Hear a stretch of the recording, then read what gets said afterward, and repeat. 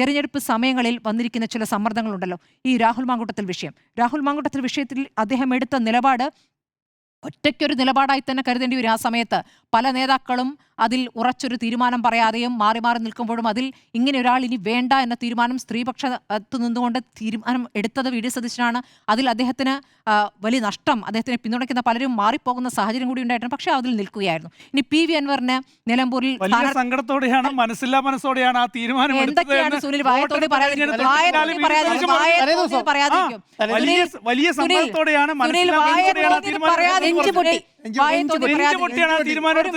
ഒരു മിനിറ്റ്, നെഞ്ചുപൊട്ടി തീരുമാനം, നിങ്ങൾ വാക്കുകളെ മനസ്സിലാക്കുന്നതിലുള്ള കുഴപ്പമാണെന്നേ.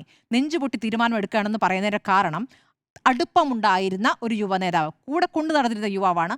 അദ്ദേഹത്തിന്റെ പ്രവർത്തികൾ എന്താണ് എന്ന് ഒരു പെൺകുട്ടി വന്ന് പറഞ്ഞ ഘട്ടം മുതൽ അദ്ദേഹം അത് പരിശോധിക്കുകയായിരുന്നു.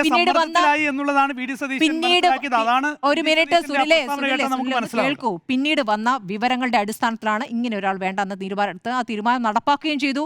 പാർട്ടിയിലില്ലാത്ത രൂപത്തിലേക്ക് ആ തീരുമാനം പിന്നീട് പാർട്ടി മുഴുവൻ അംഗീകരിക്കുന്ന രൂപത്തിലേക്ക് അത് വന്നു എന്ന് മനസ്സിലാക്കണം. കോൺഗ്രസ് ആണ് പാർട്ടിയെ, കോൺഗ്രസ് ആ പാർട്ടി ആ രൂപത്തിലേക്ക് സ്ത്രീപക്ഷ നിലപാടിലേക്ക് പാർട്ടി വന്നു എന്നുള്ള ഏറ്റവും ശുഭതാർക്കമായ കാര്യമായിട്ടാണ് ഞാൻ കാണുന്നത്. അതിലേക്ക് എത്തിക്കുകയായിരുന്നു. അടുത്തത് പി.വി. അൻവറിന് നിലമ്പൂർ കിട്ടിയില്ല എങ്കിൽ പി.വി. അൻവർ പറഞ്ഞത് നമുക്ക് ഓർമ്മയുണ്ടല്ലോ. ചില സമയത്ത് അദ്ദേഹത്തിന് കൺട്രോൾ ഇല്ലാതെ പ്രതികരിക്കുന്നത്, അദ്ദേഹം ഈ പറഞ്ഞ പിണറായി വിരുദ്ധ പ്രതികരണം നടത്തുന്നതോടൊപ്പം തന്നെ വി ഡി സതീശനെതിരായും പ്രതികരണം നടത്തിയിരുന്നു.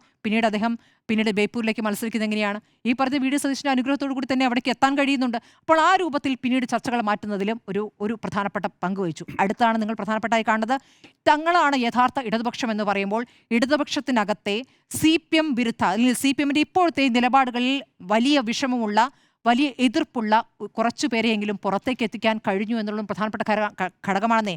G. സുധാകരനായാലും ഐഷ പോറ്റി ആയാലും ഇപ്പോൾ പറയുന്ന കോൺഗ്രസിലേക്ക് വന്നു എന്നുള്ളതല്ലേ പറഞ്ഞത്. ആ പാർട്ടി വിട്ട് പുറത്തേക്ക് വരുമ്പോൾ അവർക്ക് സ്ഥാനാർത്ഥികളാകുന്നു. നമ്മൾ ഈ പറയുന്ന തളിപ്പറമ്പിൽ കാണുന്നു, പയ്യന്നൂരിൽ കാണുന്നു.